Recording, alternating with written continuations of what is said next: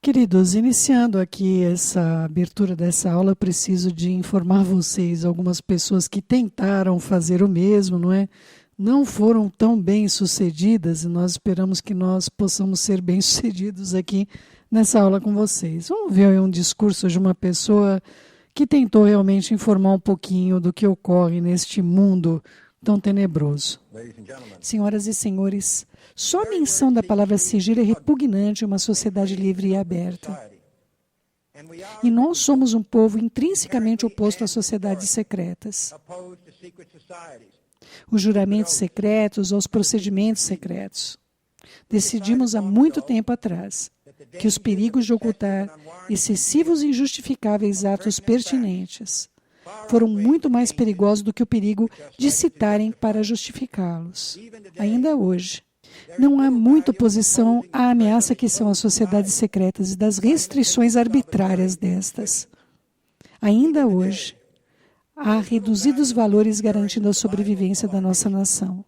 Se as nossas tradições não sobrevivem com tudo isso, existe um perigo muito grave de uma necessidade anunciada de se aumentar a segurança, que será aproveitada por aqueles que estão ansiosos para expandir o seu significado, chegando até os limites da censura e do encobrimento.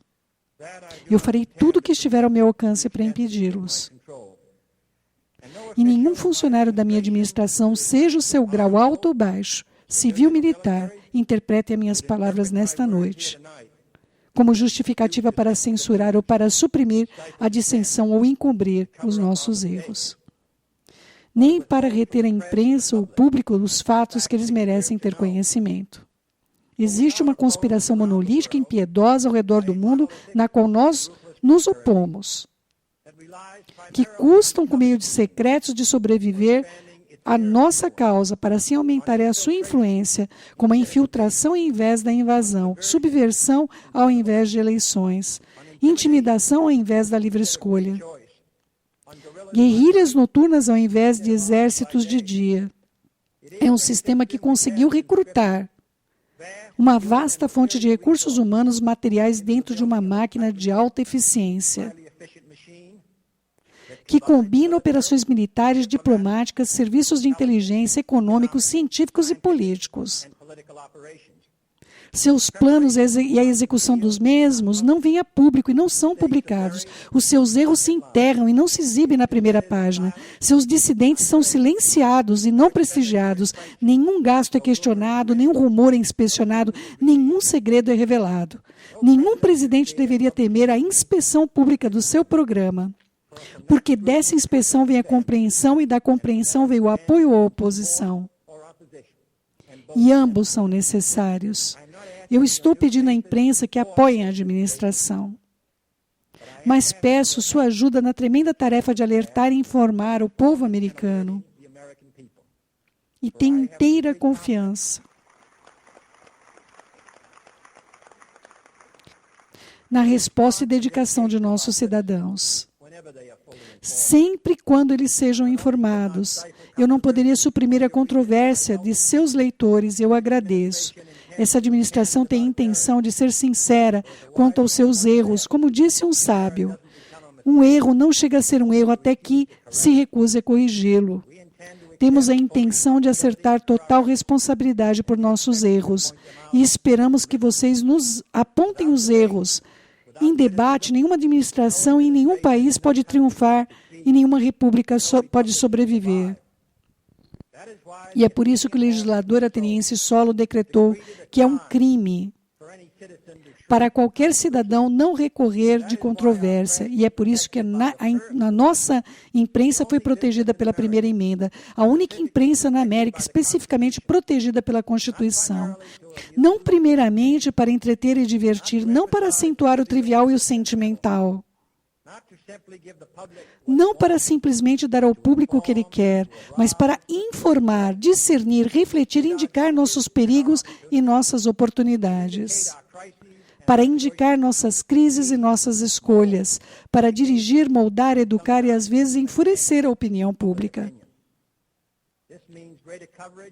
Isso significa uma amplitude na análise de notícias internacionais, Desta forma, o mais distanciado não estará tão distante, se encontrará mais à mão e local.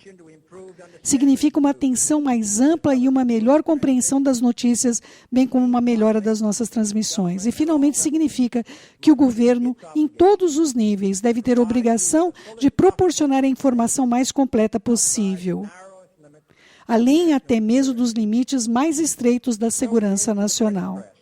E dessa maneira a imprensa, esses arquivadores dos acontecimentos humanos, guardião da consciência, mensageiros das notícias, buscamos a força e assistências, confiantes que com a sua ajuda o homem será aquilo que nasceu para ser, livre e independente. Para concluir aqui, queridos, essa parte eu queria falar um pouquinho sobre a Marilyn Monroe, né? Tanto se fala aí que ela tinha um caso com o ex-presidente, né, Kennedy, e também com o irmão, enfim, uma série de coisas mais. Porém, existe uma pessoa de nome Rotenberg que lhe indicou um monte de palavras que a Marilyn tinha muitos segredos para contar, não é? No final ali, com a situação da morte do Kennedy, que ela gostaria muito de levar ao conhecimento público, não é? E, sem dúvida, levantar dos seus encontros com o presidente, com o promotor-geral. E um desses segredos, ela menciona a visita do presidente a uma base secreta com o propósito de inspecionar coisas ditas do espaço. Ela repetidamente chamou o promotor-geral e reclamou sobre a forma com que ela estava sendo ignorada pelo presidente, pelo irmão, né, o próprio promotor, e ela ameaçou fazer uma conferência de imprensa e contar tudo. Usando esses pontos, Gehr conecta para revelar um cenário diferente do possível assassinato secreto de Marilyn Monroe, que ela não foi assassinada por ter casos perigosos com o presidente, com o irmão, mas também não por ela ser uma comunista, mas porque ela estaria ameaçando revelar aquilo que o presidente disse a ela sobre a existência de espaçonave alienígenas, uma base secreta, teóricos falando acerca de Roswell, enfim. Não é o caso aqui estarmos apresentando esse tipo de coisa, não é?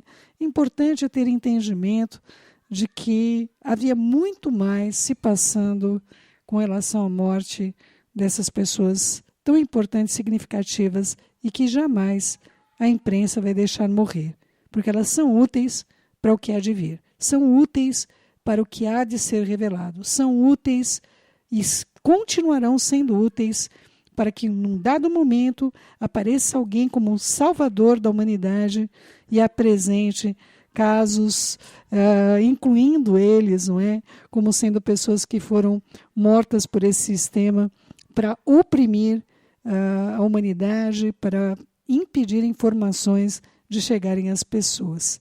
Esse é o objetivo deste curto vídeo que nós estamos como abertura dessa discussão e o qual eu gostaria que você refletisse. Refletisse a importância que existe em anunciarmos coisas que as pessoas normalmente não anunciam.